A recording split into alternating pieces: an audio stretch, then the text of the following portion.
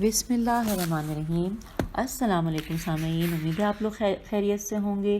ہم اس وقت کاشانہ بصیرت کے یوٹیوب چینل پر کتاب امام جعفر صادق علیہ السلام ولادت سے شہادت پڑھتے ہوئے آ گئے ہیں پارٹ نمبر 24 پر الحمدللہ، اور یہ ہے پیج نمبر 328۔ یہاں پر ہیڈنگ ہے حضرت امام جعفر صادق علیہ السلام اور مواریث انبیاء۔ آئیے جانتے ہیں، لکھا ہے قارئین کرام، انبیاء کرام علیہ السلام کے مواریث اور متروکہ چیزوں کے بارے میں ہم اپنی کتاب الامام المہدی من المہد الی الظہور میں بیان کر چکے ہیں، اور اس کتاب ہے اس کا ترجمہ اردو میں بھی شائع ہو چکا ہے، جو کہ امام مہدی علیہ السلام کے حوالے سے۔ اور سامعین، آپ کو یاد ہے یہ کتاب ہم نے مل کر پڑھ بھی لی ہے، جو کاشانہ بصیرت کے اس چینل کے اوپر اس لائبریری میں موجود ہے۔ آپ کو ٹائم ملے تو آپ بھی پڑھیے۔ آئیے آگے چلتے ہیں۔ لکھا ہے کہ اس میں ہم بیان کر چکے ہیں، یہاں ہم چند لفظوں میں اس کا خلاصہ آپ احباب کی خدمت میں پیش کرتے ہیں۔ واضح رہے کہ یہاں مواریث سے مراد وہ چیزیں نہیں کہ جو مرنے والا اپنے بعد وارثوں کے لیے چھوڑ جاتا ہے، جیسے گھر، مکان اور مال و اسباب وغیرہ، بلکہ یہاں اس لفظ سے مراد وہ قیمتی اور نفیس چیزیں ہیں کہ جو انبیاء علیہ السلام اپنے بعد اوصیاء کے لیے چھوڑ جاتے ہیں، اور پھر وہ ایک وصی سے دوسرے وصی تک ترتیب وار پہنچتی ہیں۔ یہ مواریث سابقہ انبیاء علیہ السلام سے رسول خدا صلی اللہ علیہ وآلہ وسلم تک پہنچی ہیں، اور آپ علیہ السلام کی وفات کے بعد یہ مواریث بمِ آپ علیہ السلام کے تبرکات کے حضرت امیر المومنین علیہ السلام کو منتقل ہوئیں، پھر آپ سے حضرت امام حسن علیہ السلام کو، پھر امام حسین علیہ السلام کو، پھر یہ سلسلہ یوں ہی چلتے چلتے حضرت امام جعفر صادق علیہ السلام تک پہنچا، اور ان کے یک کے بعد دیگرے آنے والے ائمہ علیہ السلام سے ہوتے ہوئے وارث زمانہ حضرت حجت ابن الحسن العسکری علیہ السلام تک پہنچ گیا۔ اور ان مواریث انبیاء و اوصیاء علیہ السلام کا ائمہ اہل بیت علیہ السلام کے حصے میں آنا اس بات کی دلیل ہے کہ یہ ذوات مقدسہ علیہ السلام باقی تمام لوگوں سے افضل ہیں۔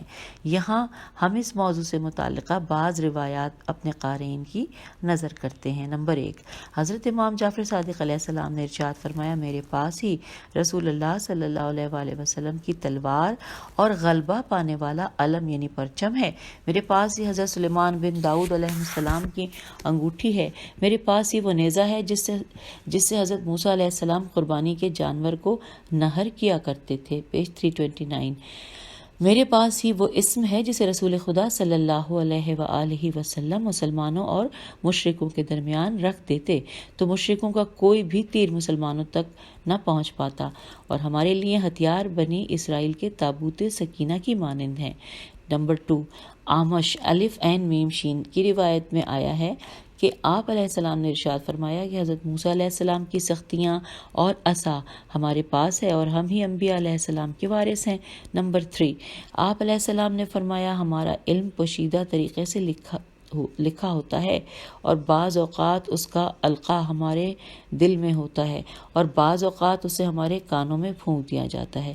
جعفر احمر، جعفر ابیض اور مصحف فاطمہ ہمارے پاس ہیں، یعنی ہمارے علمی وسائل میں سے ہیں، نیز ہمارے پاس الجامعہ بھی ہے، اور اس میں لوگوں کی ضرورت کی تمام چیزیں موجود ہیں۔ نمبر 4، ایک حدیث میں آپ علیہ السلام نے ارشاد فرمایا، بے شک رسول خدا صلی اللہ علیہ وآلہ وسلم کا ہتھیار تلوار اور زرہ ہمارے پاس ہے، بخدا مصحف فاطمہ بھی ہمارے پاس ہے، اس میں قرآن مجید کی ایک آیت بھی ہے۔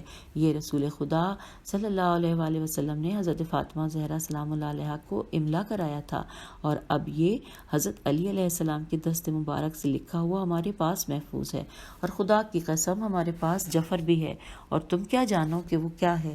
پھر امام علیہ السلام نے ہماری طرف دیکھ کر فرمایا، بشارت ہو تمہیں، کیا تم اس بات پر خوش نہیں ہو کہ قیامت کے روز تم حضرت علی علیہ السلام کا ہاتھ تھامے ہوئے آؤ گے؟ اور حضرت علی علیہ السلام نے رسول خدا صلی اللہ علیہ وآلہ وسلم کے ہاتھ کو پکڑا ہوگا۔ اگلا پیراگراف ہے، قارئین کرام، بعض دشمنان اہل بیت مصحف فاطمہ کے بارے میں ہمیں الزام دیتے ہیں کہ ہم اسے قرآن مجید کے مقابل سمجھتے ہیں۔ ہم پہلے اس جھوٹے الزام پر لا حول ولا قوت پڑھتے ہیں، پھر آپ احباب کو بتاتے ہیں کہ ان کا یہ الزام سراسر غلط اور بدباطنی پر ہے۔ نیز اس کی وضاحت ہم نے اپنی کتاب فاطمۃ الزہرا سلام اللہ علیہ من المہد الی اللحد میں کر دی ہے۔ اب ہم آئیے آگے چلتے ہیں، پیج 330 پہ آ گئے۔ حضرت ابو بصیر سے مروی ہے، وہ کہتے ہیں ایک روز میں حضرت امام جعفر صادق علیہ السلام کی خدمت میں موجود تھا۔ امام علیہ السلام نے مجھ سے فرمایا، اے ابا محمد، کیا تم اپنے امام علیہ السلام کی معرفت رکھتے ہو؟ میں نے عرض کیا، جی کیوں نہیں، اس خدا کی قسم کہ جس نے کے سوا کوئی بھی بندگی کے لائق نہیں، آپ ہی وہ امام ہیں۔ پھر میں نے اپنا ہاتھ امام علیہ السلام کے پائے اقدس یا گھٹنوں پر رکھا۔ امام علیہ السلام نے فرمایا، تم نے صحیح کہا، تمہیں اپنے امام کی معرفت ہے، بس اب اسی کے ساتھ جڑے رہنا۔ میں نے عرض کیا، میں چاہتا ہوں کہ آپ علیہ السلام مجھے امام کی کوئی نشانی بتائیں۔ امام علیہ السلام نے فرمایا، اے ابا محمد، معرفت کے بعد کسی بھی نشانی کی ضرورت نہیں ہوتی۔ میں نے کہا، میں اپنے ایمان و یقین میں اضافہ کرنا چاہتا ہوں۔ امام علیہ السلام نے فرمایا، اے ابا محمد، کوفہ واپس چلے جاؤ، خدا نے تجھے عیسیٰ نامی بیٹا عطا کیا ہے۔ سنو، عیسیٰ کے بعد خدا تجھے محمد دے گا اور اس کے بعد تمہاری 2 بیٹیاں ہوں گی۔ جان لو کہ تمہارے دونوں بیٹوں کے نام ہمارے پاس موجود صحیفہ جامعہ میں ہمارے شیعوں کے ناموں کے ساتھ درج ہیں۔ وہاں ان کے باپوں، ان کی ماؤں، ان کے اجداد و انساب اور قیامت تک ہونے والی ان کی اولادوں کے نام بھی درج ہیں۔ پھر امام علیہ السلام نے مجھے وہ نکال کر دکھایا تو وہ زرد رنگ کا تھا اور اس کی تہیں بنی ہوئی تھیں۔ تو سامعین، یہ ٹاپک ہم نے 330 پیج پہ مکمل کر لیا۔ اب آئیے پیج 331 سے ایک نئے چیپٹر کو پڑھنے کا آغاز کرتے ہیں، جس کو سن کر آپ بہت خوش ہوں گے، مطلب آپ میں تجسس بڑھے گا۔ کیا ہے؟ حضرت امام جعفر صادق علیہ السلام اور قوم جنات۔ لکھا ہے، معزز قارئین، ہم جنوں کے وجود کو ثابت کرنے کی کوئی ضرورت محسوس نہیں کرتے، کیونکہ یہ وہ ثابت شدہ حقیقت ہے کہ جس میں ذرہ برابر بھی شک و انکار کی گنجائش نہیں۔ لیکن ہمیں ان مسلمانوں پر رہ رہ کر تعجب ہوتا ہے کہ جو جنوں کے وجود کا انکار کرتے ہیں اور اس حقیقت کا مذاق اڑاتے ہیں، حالانکہ اس کا ذکر 29 سے زیادہ قرآنی آیات میں ہوا ہے۔ بعض مقامات پر خداوند عالم اس مخلوق کے لیے لفظ الجان استعمال کرتا ہے، جیسا کہ اس آیت کریمہ میں ہے، جو کہ سورہ حجر کی آیت نمبر 27 میں ہے۔ بعض جگہ وہ انہیں لفظ الجن سے مخاطب کرتا ہے، جیسے سورہ رحمان کی اس آیت میں، اور بعض جگہ وہ انہیں لفظ الجنت سے یاد کرتا ہے، جیسا کہ سورہ والناس میں آیا ہے، من الجنت والناس۔ بلکہ قرآن مجید میں تو الجنہ کے نام سے ایک مکمل سورہ بھی ہے، اور اس کی بہت سی آیات میں ذکر بھی انہی کا ہوا ہے، جیسا کہ سورہ الاحقاف میں بھی آیا ہے۔ بہرحال آئیے آگے لکھا ہے، مزید برآں مصادر اسلامی میں بہت سی ایسی احادیث وارد ہوئی ہیں کہ جن سے قوم جنات کے وجود کی صراحت ملتی ہے۔ میں سمجھتا ہوں کہ جو لوگ جنوں کے وجود کا انکار کرتے ہیں، ان کے پاس صرف یہی عذر ہے کہ جنوں کو ہر وقت اور ہر کوئی نہیں دیکھ سکتا، اور یہ بات ہم بھی تسلیم کرتے ہیں کہ وہ صرف خاص اور حالات میں خاص لوگوں کو نظر آتے ہیں۔ لیکن یہ مادہ پرست لوگوں کی عادت ہوتی ہے کہ جس چیز کو وہ حواس خمسہ سے درک نہیں کر سکتے اس کا انکار کرتے ہیں، اور جن بھی انہی میں سے ایک ہے۔ حالانکہ یہ لوگ قوت جاذبیہ اور دوسری بہت سی چیزوں کو بن دیکھے ہی مانتے اور قبول کرتے ہیں، مگر جب فرشتوں، روح اور جنوں کا معاملہ ان کے سامنے پیش کیا جاتا ہے تو انکار پر انکار کرتے چلے جاتے ہیں۔ اس مقدمے کو ذکر کرنے سے ہمارا مقصد یہ تھا کہ آپ احباب کو بہت سی ایسی احادیث ملیں گی کہ جن میں جنات سے بچنے اور ان کے شر کو دفع کرنے کے حرزوں اور دعاؤں کا بیان ہوا ہے، اور ہم نے اپنے موسوعہ کے کتاب الدعاء میں ان کو درج کیا ہے، اور بعض احادیث میں تو صراحت کے ساتھ بیان ہوا ہے۔ حضرت امام جعفر صادق علیہ السلام اور دوسرے ائمہ طاہرین علیہم السلام اپنے بعض کام جنوں کے ذریعے ہی کروایا کرتے تھے۔ اگر کسی کے ذہن میں یہ سوال اٹھتا ہو کہ امام علیہ السلام جنات سے اپنے کام کیسے کرواتے تھے، اور جن کیوں کر امام علیہ السلام کا کہنا مانتے تھے اور آپ کا حکم بجا لایا کرتے تھے، اس کا جواب یہ ہے کہ امام چونکہ جن و انس تمام مخلوقات پر اللہ رب العالمین کی حجت ہوتا ہے، اسی لیے انسانوں میں کی طرح جن بھی حکم امام کی بجا آوری کے پابند ہوتے ہیں اور حکم امام کے مقابلے میں ان کی کوئی دوسری رائے نہیں ہوتی، جیسا کہ فرشتے بھی امام علیہ السلام کے خادم ہیں، فرما بردار ہوتے ہیں، اور یہ سب خداوند عالم کے اذن سے ہوتا ہے، اور اس پر مستزادیہ، یہ کیا دوبارہ پڑھتی، میم سین تے مستزادیہ، دوبارہ پڑھتی ہے، اور اس سے مستزاد یہ کہ ہم تو بعض غیر معصوم لوگوں کو بھی اپنے امور میں جنوں سے مدد لیتے دیکھتے ہیں، پس جب ایک عام اور غیر معصوم انسان اتنا کچھ کر سکتا ہے تو کیا وہ امام علیہ السلام یہ سب کچھ کرنے پر قادر نہ ہوگا، جسے حقیقت میں تائید ایزدی حاصل ہوتی ہے۔ قارئین کرام، یہ بحث کافی تفصیل طلب ہے، لیکن ہم یہاں اپنے موضوع سے مربوط بعض احادیث کو آپ احباب کی نظر کر کے بات کو آگے بڑھاتے ہیں، کیونکہ یہاں تفصیل کی گنجائش نہیں ہے۔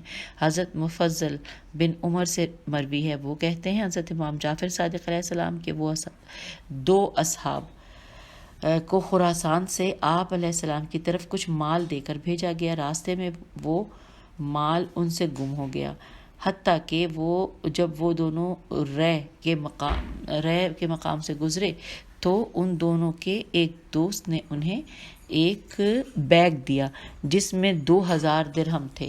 اس کے بعد ہر روز ان سے ایک ایک بیگ گم ہوتا گیا، حتیٰ کہ وہ مدینے کے قریب پہنچ گئے۔ پیج 333۔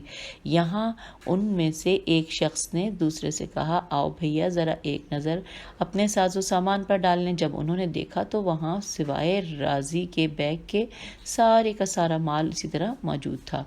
اس پر ان میں سے ایک دوسرے نے سے کہنے لگا، خدا خیر کرے، اب ہم امام علیہ السلام کو کیا جواب دیں گے؟ لکھا ہے دوسرا کہنے لگا، امام علیہ السلام بڑے سخی مہربان ہیں اور وہ مجھے امید ہے کہ جو کچھ ہم ان سے کہیں گے وہ اسے پہلے سے ہی جانتے ہوں گے۔ آگے لکھا ہے کہ مدینہ جا کر یہ دونوں امام علیہ السلام کی خدمت میں حاضر ہوئے اور امام علیہ السلام سے سلام عرض کیا۔ امام علیہ السلام نے ان سے پوچھا، بتاؤ راضی کا بیگ کہاں ہے؟ انہوں نے امام علیہ السلام سے پورا واقعہ تفصیل کے ساتھ بیان کیا۔ تو امام علیہ السلام نے فرمایا کہ اگر تم اس بیگ کو دیکھو گے تو پہچان لو گے؟ وہ بولے، کیوں نہیں؟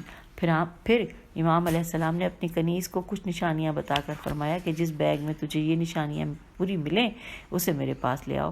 جب کنیز وہ بیگ لے کر آئی تو امام علیہ السلام نے اسے اٹھا کر انہیں دکھایا اور فرمایا، پہچانو کہیں یہ بیگ تو نہیں؟ جب انہوں نے اسے دیکھا تو کہنے لگے، واقعی یہ وہی بیگ ہے۔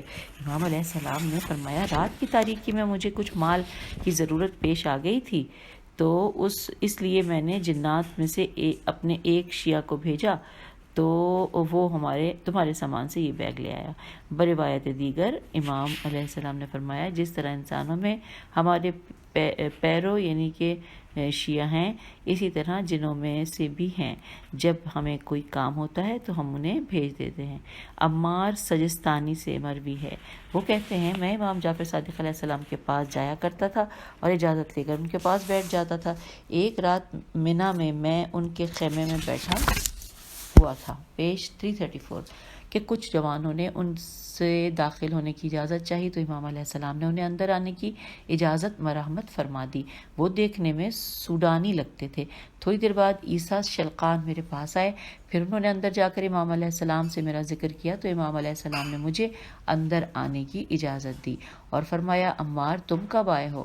میں نے عرض کیا، میں ان جوانوں سے پہلے آیا تھا کہ ابھی آپ علیہ السلام کی خدمت میں موجود تھے کہ ابھی آپ علیہ السلام کی خدمت میں موجود تھے، لیکن اب پتہ نہیں وہ کدھر چلے گئے۔ اس پر امام علیہ السلام نے فرمایا، ان کا تعلق قوم جنات سے ہے اور وہ اپنے مسائل پوچھ کر چلے گئے۔ نیز علامہ مجلسی نے اپنی گراں بہا تالیف بہار الانوار کی 27ویں جلد میں ایک مستقل باب قائم کیا ہے، جس میں احادیث معصومین علیہ السلام کی روشنی میں بتایا ہے کہ جن ان ذوات مقدسہ کے خادم ہیں اور ان کے پاس آ کر مسائل دین سیکھتے ہیں۔ اسی باب میں سعد الاسقاف سے مروی ہے کہ وہ حضرت امام محمد باقر علیہ السلام کی خدمت میں حاضر ہوئے تو انہوں نے دیکھا کہ کچھ لوگوں نے عمامے باندھے ہوئے ہیں اور وہ امام علیہ السلام سے رخصت ہو رہے ہیں۔ ان کی رنگت سوڈانیوں سے ملتی جلتی ہے۔ جب اسقاف نے امام علیہ السلام سے ان کے بارے میں دریافت کیا تو امام علیہ السلام نے فرمایا کہ وہ جنات میں سے تمہارے بھائی یعنی شیعہ ہیں، یہ ہمارے پاس آتے ہیں اور حلال و حرام اور دینی تعلیمات کا علم حاصل کرتے ہیں۔ سبحان اللہ۔ آئیے سامعین آگے چلتے ہیں، اگلی ہیڈنگ ہے فرشتے خدام امام جعفر صادق علیہ السلام۔ لکھا ہے کہ سلیمان بن خالد سے مروی ہے کہ انہوں نے حضرت امام جعفر صادق علیہ السلام سے اس فرمان الہی، اب یہ جو ہے یہ سورہ حام میم السجدہ کی ہے، آیت نمبر 40، اس کے بارے میں نقل کیا۔ امام علیہ السلام فرماتے ہیں باخدا ہم اکثر اوقات ان کے لیے اپنے گھروں میں تکیے لگاتے ہیں۔ اب ہم آگے پیج 335 پہ، اور لکھا ہے اگلی جو ہیڈنگ تو نہیں ہے لیکن پیراگراف الگ ہے، لکھا ہے قارئین کرام، اس آیت سے معلوم ہوتا ہے کہ مومن کی موت کے وقت فرشتے اس کے پاس اترتے ہیں اور اسے جنت کی بشارت دیتے ہیں، لیکن یہاں امام جعفر صادق علیہ السلام نے اس بات کی تصریح فرمائی ہے کہ فرشتے اس کے گھر میں آ کر بیٹھا کرتے تھے اور امام علیہ السلام ان کے لیے نیچے ان کے لیے تکیے لگوا دیتے تھے۔ بہت سی احادیث میں آیا ہے کہ فرشتے اہل بیت علیہ السلام کے خادم ہوتے ہیں اور ان کی ولایت اور ان کے دشمنوں سے بیزاری اور برات سے خداوند متعال کا قرب حاصل کرتے ہیں۔ عبداللہ بن نجاشی سے مروی ہے، وہ کہتے ہیں کہ میں عبداللہ بن حسن کے حلقے میں موجود تھا، وہ کہہ رہے تھے کہ اے فرزند نجاشی خدا سے ڈرو، ہمارے پاس صرف وہی کچھ ہے جو دوسرے لوگوں کے پاس بھی ہے۔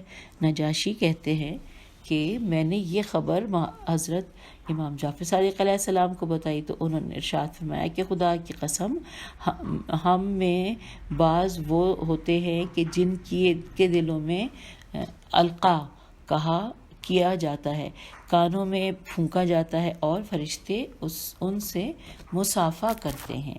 سبحان اللہ۔ میں نے پوچھا کیا آج کل بھی ایسا ہوتا ہے یا یہ پہلے وقتوں کی بات ہے؟ امام علیہ السلام نے فرمایا کہ خدا کی قسم اے فرزند نجاشی آج بھی ایسا ہوتا ہے۔ حسین بن علا القلانسی سے مروی ہے، وہ کہتے ہیں امام جعفر صادق علیہ السلام نے اپنے گھر میں بچھے ہوئے چمڑے کے تکیے پر ہاتھ مار کر فرمایا اے حسین خدا کی قسم اس پر فرشتوں نے ٹیک لگائی تھی، کبھی کبھی ہم اس سے اون اور بال وغیرہ نکال دیتے ہیں۔ اگلی ہیڈنگ ہے معجزات کا قانون۔ آئیے پڑھتے ہیں، لکھا ہے احادیث کی بڑی بڑی کتابوں میں حضرت امام جعفر صادق علیہ السلام اور دوسرے ائمہ کے معجزات پر مشتمل بہت سی روایات ملتی ہیں۔ ہم نے اپنی کتاب الامام الہادی من المہد الی اللحد میں معجزات کے قانون کو بڑی تفصیل کے ساتھ بیان کیا ہے، پیج 336، اور ہم مناسب سمجھتے ہیں کہ یہاں بھی اس بحث کا مختصر سا خلاصہ ذکر کر دیا جائے تاکہ اس کتاب کے قارئین کے لیے امام علیہ السلام کے معجزات کے بارے میں وارد شدہ روایات کو قبول کرنا آسان ہو جائے۔ ہم کہتے ہیں کہ پوری کائنات میں ان دو نظریوں کے حامل لوگ ہی ملتے ہیں، نمبر 1 مادہ پرست، نمبر 2 غیب پر ایمان لانے والے۔ مادہ پرستوں کا یہ نظریہ ہے کہ پوری کائنات مادہ سے بنی ہے اور مادے کے بغیر کسی چیز کا وجود ہی ممکن نہیں ہوتا۔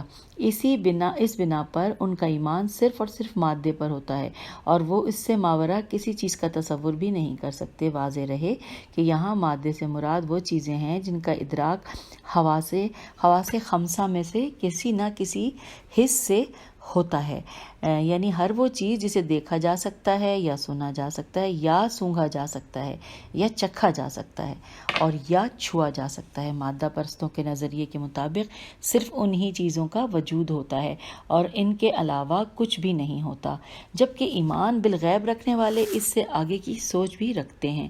غیب شہادت کے خلاف ہوتا ہے، یعنی وہ کہ جسے محسوس نہ کیا جا سکے۔ اس لحاظ سے غیب کا اطلاق ان چیزوں پر ہوتا ہے کہ جنہیں حواس خمسہ بریکٹ میں لکھا ہے کہ اور جدید آلات وغیرہ سے معلوم کیا جا سکے، جیسے کہ خداوند عالم اور اس کی وہ نشانیاں جو ہمارے حواس کے ادراک سے باہر ہیں، جیسے وحی وغیرہ۔ یہ ایک فلسفی بحث ہے، یہاں ہم نے اسے اپنی بات کو آسان کرنے کے لیے اسے بطور مقدمہ ذکر کیا ہے۔ اب سوال یہ ہے کہ معجزہ کیا ہوتا ہے؟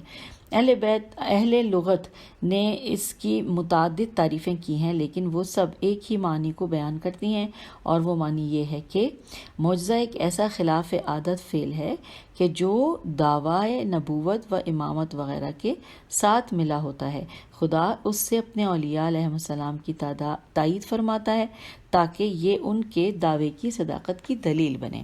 پیج نمبر 337 اور نئی ہیڈنگ سب ہیڈنگ ہے کہ معجزہ اور قرآن۔ لکھا ہے قرآن مجید میں بہت سی ایسی آیات ہیں جو خارق العادت امور سے بحث کرتی ہیں اور طبیعت کی روشنی میں قلم ان کی تحلیل و تجزیے کے آگے بے بس نظر آتا ہے، جیسے سورہ بقرہ میں آیت نمبر 38 ترجمہ کہ حضرت آدم علیہ السلام کے اس قصے میں جو ارشاد خداوندی ہے، سورہ بقرہ آیت نمبر 38 ترجمہ، یعنی ہم نے کہا تم سب یہاں سے نیچے اتر جاؤ۔ اسی سورہ کی آیت نمبر 36 میں آیا ہے، یعنی سورہ بقرہ کی آیت نمبر 36 ترجمہ، یعنی ہم نے کہا اب تم ایک دوسرے کے دشمن بن کر نیچے اتر جاؤ اور ایک مدت تک زمین میں تمہارا قیام اور سامان زیست ہوگا۔ یہ ہم نے پڑھ لیا۔ آگے لکھا قارئین کرام، خداوند عالم نے حضرت آدم علیہ السلام کو جنت میں خلق کر کے فرمایا کہ انورٹڈ کاما اے آدم تم اور تمہاری زوجہ جنت میں قیام کرو اور اس میں جہاں چاہو فراوانی سے کھاؤ اور اس درخت کے قریب نہ جانا، انورٹڈ کاما کلوز۔ مگر جب انہوں نے اس درخت سے پھل توڑ کر کھایا تو خدا نے انہیں جنت سے نکال کر کرۂ ارضی پر اتر جانے کا حکم دیا اور وہ زمین پر آ گئے۔ لیکن سوال یہ پیدا ہوتا ہے کہ وہ زمین پر کیسے آئے؟ انہیں وہاں سے یہاں لے آنے کا وسیلہ کون سی چیز بنی؟ کیا اس وقت کوئی ایسی فضا میں اڑنے والے مادی آلات موجود تھے کہ جن کے ذریعے سے وہ یہاں پہنچے؟ میرا نہیں خیال کہ کوئی شخص یہ تصور بھی کرے کہ اس وقت ہوائی جہازوں کی مانند کوئی آلہ جس کے وسیلے سے وہ یہاں منتقل ہوئے ایسا تھا۔ لہٰذا اب اس مسئلے کا اس کے علاوہ بھی کوئی حل ہے کہ ہم یہ کہیں کہ وہ خدا کی قدرت سے وہاں سے آئے تھے، نہ کہ مادی وسائل کی مدد سے۔ نمبر 2، حضرت نوح علیہ السلام کے زمانے میں آنے والے طوفان کے قصے میں آیا ہے کہ پیج 338 کہ پوری زمین حتیٰ کہ پہاڑ بھی اس سیلاب میں ڈوب گئے تھے، اور اس پانی کی وجہ سے سوائے حضرت نوح علیہ السلام کے ہمراہ کشتی میں موجود افراد کے تمام حیوانات و نباتات مر گئے تھے، اور طوفان کے بعد حیوانات و نباتات کی زندگی کا آغاز نئے سرے سے ہوا تھا۔ اب لکھا یہاں پر سوال یہ ذہن میں آتا ہے کہ اتنا پانی کہاں سے آیا تھا اور کدھر چلا گیا؟ اس کے بعد قرآن مجید کے الفاظ ترجمہ کہ اے زمین اپنا پانی نگل لے اور اے آسمان تھم جا، اور پانی خشک کر دیا گیا۔ اب پہلے مرحلے میں بارشوں کے برسنے اور تنور سے پانی کے ابلنے اور پانی بہت زیادہ ہو جانے کے بارے میں بہت سے سوال ذہن میں آتے ہیں۔ اس پانی نے اپنا راستہ نہروں اور سمندروں کو کیوں نہ بنایا، حتیٰ کہ پوری زمین پر پانی ہی پانی ہو گیا؟ لیکن اس سے بھی زیادہ لائق تعجب امر یہ ہے کہ اس پانی نے زمین پر اور اس کے اندر موجود چیزوں کو نابود کر دیا، مگر زمین ویسی کی ویسی رہی۔ اس کے علاوہ اور بھی بہت سے سوالات ہیں جو اس قصے سے جنم لیتے ہیں۔ اب اگلا پوائنٹ آ گیا ہے، پوائنٹ نمبر 3 کہ حضرت ابراہیم علیہ السلام کے واقعے میں آیا ہے کہ جب ان کی قوم نے انہیں جلانا چاہا تو تمام مرد و زن نے مل کر لکڑیاں اکٹھی کی اور ان میں آگ جلائی، اور حضرت ابراہیم علیہ السلام کو منجنیق میں رکھ کر اس بھڑکتی ہوئی آگ میں پھینک دیا، جو کہ ارشادات جو قدرت ہوا ہے کہ قلنا یا نار کونی بردوں و سلامن، تو یعنی کہ ہم نے کہا کہ اے آگ ٹھنڈی ہو جا اور سلامتی والی ہو جا۔ اب اس واقعے کو پڑھ کر انسان کی عقل چکرا جاتی ہے کہ کس طرح آگ سے اس کے جلانے والی صفت سلب کر لی گئی، اور آگ نے خداوند عالم کا حکم کیوں کر سمجھ لیا؟ کیا آگ اس نے خود بخود اپنی گرمی کو ٹھنڈک میں تبدیل کیا ہے، یا اس کے پیچھے کوئی اور قدرت کار فرما تھی؟ آئیے آگے پڑھتے ہیں۔ نمبر 4 پوائنٹ لکھا سورہ بقرہ میں آیا ہے کہ جب حضرت ابراہیم علیہ السلام نے خداوند عالم سے سوال کیا کہ خدایا میں دیکھتا ہوں کہ تو مردوں کو کیسے زندہ کرتا ہے، پیج 339، تو خداوند عالم نے فرمایا کہ اے ابراہیم کیا تیرا اس پر ایمان نہیں ہے؟ حضرت ابراہیم علیہ السلام نے عرض کیا کیوں نہیں، میرا اس پر ایمان ہے، لیکن میں اپنے دل کو تسلی و اطمینان دیتا ہوں۔ اس پر خداوند عالم نے فرمایا تم 4 پرندوں کو پکڑ کر ان کے ٹکڑے ٹکڑے کر ڈالو اور ان کا ایک ایک حصہ ہر پہاڑ پر رکھ دو، پھر انہیں بلاؤ تو وہ تیزی سے تمہارے پاس آ جائیں گے۔ یہ حکم ملنے پر حضرت ابراہیم علیہ السلام نے 4 مختلف قسم کے پرندوں کو پکڑا، ان کے ٹکڑے کیے اور انہیں کوٹ کوٹ کر ان کی کھال اور خون ایک کر دی، پھر ان کے اجزاء کو 9 یا 10 پہاڑوں کے پر رکھ کر انہیں یوں ندا دی کہ عجبنا بِإِذْنِ اللَّهِ، عجبنا بِإِذْنِ اللَّهِ۔ ان کے بکھرے ہوئے اجزاء جڑ گئے، ان کی ہڈیاں اور گوشت اپنی اپنی جگہ پر آ گئیں اور وہ پرواز کرتے ہوئے حضرت ابراہیم علیہ السلام کے پاس آ گئے۔ نمبر 5، حضرت داؤد علیہ السلام کے قصے میں آیا ہے کہ سورہ دہر کی آیت نمبر 10 کہ لوہا جب حضرت داؤد علیہ السلام کے ہاتھوں میں آتا تو مثل موم بتی یا آٹا نرم ہو جاتا تھا۔ اس کے لیے آپ کو لوہا آگ میں رکھنے یا اسے ہتھوڑے وغیرہ سے کوٹنے کی ضرورت پیش نہ آتی۔ آپ لوہے سے زرہیں بنایا کرتے تھے۔ زرہ ایک جنگی لباس ہوتا ہے اور اسے تیر و تلوار و نیزے وغیرہ سے بچنے کے لیے پہنا جاتا ہے۔ نیز آثار کے مطالعے سے یہ بات بھی معلوم ہوتی ہے کہ سب سے پہلے زرہ آپ علیہ السلام نے ہی بنائی تھی۔ اب ہے 6 پوائنٹ، حضرت یونس علیہ السلام کی جنہیں مچھلی نگل گئی تھی کہ اس قصے میں آیا ہے کہ سورہ صافات کی آیت نمبر 142 اور 143 ترجمہ، یعنی اگر وہ تسبیح کرنے والوں میں سے نہ ہو جاتے تو اٹھائے جانے والے دن قیامت یعنی تک اس مچھلی کے پیٹ میں ہی رہتے، انورٹڈ کاما کلوز۔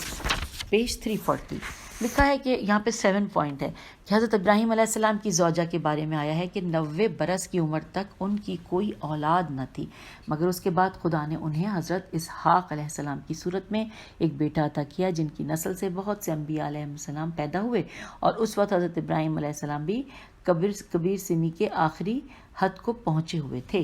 اب پوائنٹ 8 ہے، حضرت موسیٰ بن عمران علیہ السلام کے قصے میں آیا ہے کہ ان کا عصا اژدہا بن کر جادوگروں کی رسیوں اور چھڑیوں کو کھا گیا ہے اور اس کے بعد اپنی سابقہ حالت پر واپس آ گیا ہے۔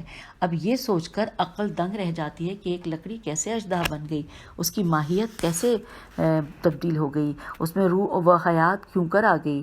پھر یہ لکڑی کا بنا ہوا اژدہا جادوگرنی کی ڈالی ہوئی رسیوں کو نگل کر کس طرح اپنی سابقہ حالت کی طرف لوٹ گیا، اور نہ جانے وہ رسیاں اور چھڑیاں کدھر گئیں۔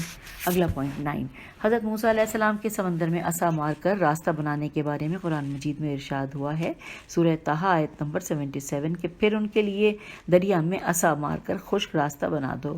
آگے لکھا ہے کہ حکم الہی ملنے پر حضرت موسیٰ کلیم اللہ نے جو ہی عصا سمندر میں مارا تو پانی پھٹ گیا اور سمندر کے نیچے زمین ظاہر ہو گئی اور اس میں 12 راستے بن گئے، اور حضرت یعقوب علیہ السلام کے تمام اسباط میں سے الف سین بے الف توئے میں سے ہر ایک سبط کے لیے ایک راستہ ٹھہرا، اور اس راستے کی دونوں طرف پانی رک گیا اور اس کی حرکت میں جمود پیدا ہو گیا۔ حضرت موسیٰ علیہ السلام اور ان کے ساتھیوں نے راستہ طے کیا اور مصر سے لبنان چلے گئے۔ ادھر سے حضرت موسیٰ علیہ السلام کی ہمراہیوں میں سے آخری شخص سمندر کے سے نکلا اور ادھر سے فرعون کا لشکر سمندر میں داخل ہو گیا، اور جب اس کا پورا لشکر سمندر کے بیچ میں آ گیا تو سمندر کے پانی نے انہیں آ لیا اور وہ سارے غرق ہو گئے۔ اور اب ہم پڑھنے جا رہے ہیں پوائنٹ نمبر 10، لکھا ہے کہ حضرت عیسیٰ بن مریم علیہ السلام کے قصے میں آیا ہے کہ وہ بغیر باپ کے معجزانہ طور پر پیدا ہوئے۔ کیا عام طور پر اس بات کا تصور کیا جا سکتا ہے کہ مرد کے نطفے کے بغیر ماں کے بطن میں ایک انسان کی تخلیق و تکوین ہو جائے؟ پیج 341۔ ہاں، یہ قدرت الہیہ کا ہی عالی شان نمونہ ہے، جیسا کہ وہ سورہ مبارکہ تحریم کی آیت نمبر 16 میں بیان فرماتا ہے، جو کہ آیت نمبر یہ ہم نے بتا دیا آپ کو کہ سورہ تحریم، ٹھیک ہے۔ اب اس میں ہے تفاسیر میں ملتا ہے کہ حضرت جبرائیل امین نازل ہوئے اور انہوں نے حضرت مریم سلام اللہ علیہا کے کرتے کے گریبان میں پھونکا تو انہیں حضرت عیسیٰ علیہ السلام کا حمل ٹھہر گیا۔ بہرحال کیا مادہ و طبیعت کی روشنی میں ان امور کی تحلیل ممکن ہے؟ یہاں پہ سوالیہ نشان ہے۔ 11واں پوائنٹ ہے کہ اسی طرح حضرت عیسیٰ علیہ السلام کے بارے میں ہی آیا ہے کہ آپ مادرزاد اندھے اور کوڑھی کو خدا کے اذن سے شفا دیا کرتے۔ اس مقصد کے لیے آپ علیہ السلام کوئی مادی ذریعہ بروئے کار نہ لاتے، بلکہ آپ صرف مریض کی طرف دیکھتے یا اس کے جسم کی بیماری والے حصے پر اپنا دست مبارک پھیرتے اور یا اس کی شفا یابی کے لیے بارگاہ الہی میں دعا کرتے تو خداوند عالم بیمار شخص کو صحت سے نواز دیتا۔ اسی طرح آپ کا مردوں کو زندہ کرنا اور مٹی کا پرندہ بنا کر اس میں پھونک مارنا اور اس کا خدا کے اذن سے سچ مچ پرندہ بن جانا بھی آپ علیہ السلام کے روشن معجزات میں سے تھے۔ اسی طرح اور بھی سینکڑوں آیات ہیں اور جو ایسے خارق العادات امور سے بحث کرتی ہیں کہ جن کی مادیات کے قانون میں کوئی تفسیر نہیں ہے۔ ہم نے یہ چند آیات آپ قارئین کی خدمت میں پیش کر دی ہیں کہ جو خلاف عادت و طبیعت و امور سے بحث کرتی ہیں۔ اب سوال یہ ہے کہ کیا علم جدید ان امور و قضایا کو طبیعت و مادہ کی روشنی میں حل کر سکتا ہے؟ کیا نئی مسلمان نسل کتاب خدا اور اس کے کلام میں کوئی شک کر سکتی ہے؟ کیا یہ آیات ہمیں اس بات پر آمادہ نہیں کرتی کہ ہم مادہ طبیعت سے ہٹ کر بھی کچھ سوچیں اور کسی چیز پر ایمان رکھیں؟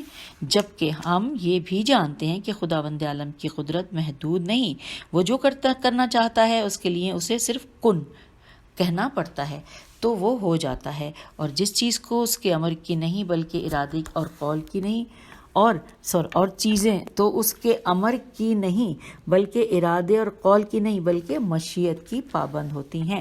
یوں ہم نے پیج 341 مکمل کر لیا اور اس کے بعد ہم اگلی اپنی ریکارڈنگ میں اس سے آگے چلیں گے۔ اجازت دیجیے، خدا حافظ، فی امان اللہ۔